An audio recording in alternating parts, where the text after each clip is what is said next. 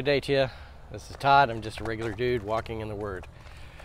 I haven't heard from anybody about where I've been for the past couple days, and I just keep coming out to the same place here.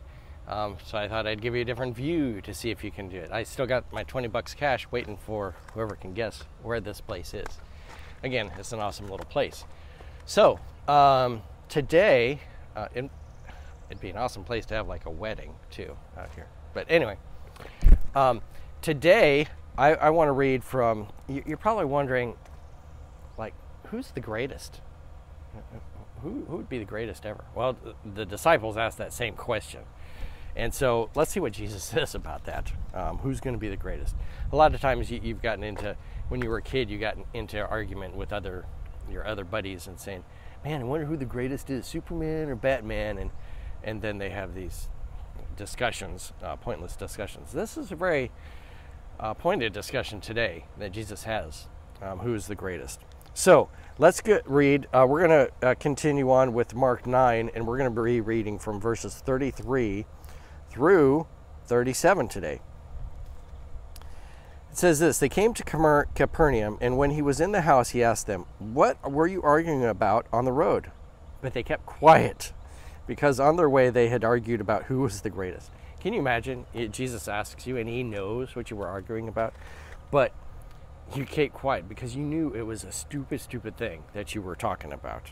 And you know Jesus' heart already. So, sitting down, Jesus called the 12 and said, "If anyone wants to be first, he must be the very last and the servant of all."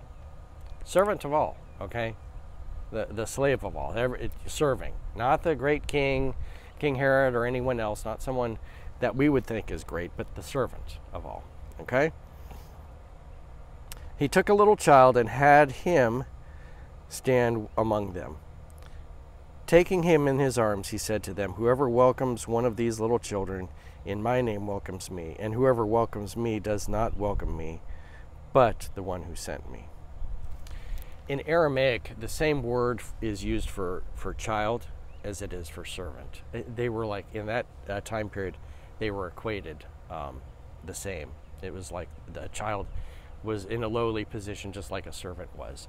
And Jesus he picked up the child and he said, you know, just like this, if you become like a child, and then earlier on he said, if you become like a servant, you have to become low in order to be great in God's kingdom. And that's what Jesus was saying. And so we do all these things to promote ourselves and like, oh yeah, I'm the greatest. But Jesus said, you know, you need to become the servant of all and the humblest of all, like a child or like a servant, serving others and serving Jesus. So it's like I said last week, we're talking about an upside down kingdom. We think that what we think is the greatest, we have to, you know, have all this money and position and power and stuff to be the greatest, which Jesus said, no, that's not it. Actually, that's the lowest. And to be the greatest, you need to be the servant of all, like the slave. So you'd think the president of this place would be the greatest, this place where I'm at. But Jesus is saying, no, it's the guy out here cutting the grass and making sure everything is all nice for everyone else. So anyway, just something for you to think about today. Remember, Jesus talked about you being the servant of all, and then he'd be the greatest. So, Lord's blessing. We will continue our journey through the book of Mark tomorrow. We'll see you then. Blessings.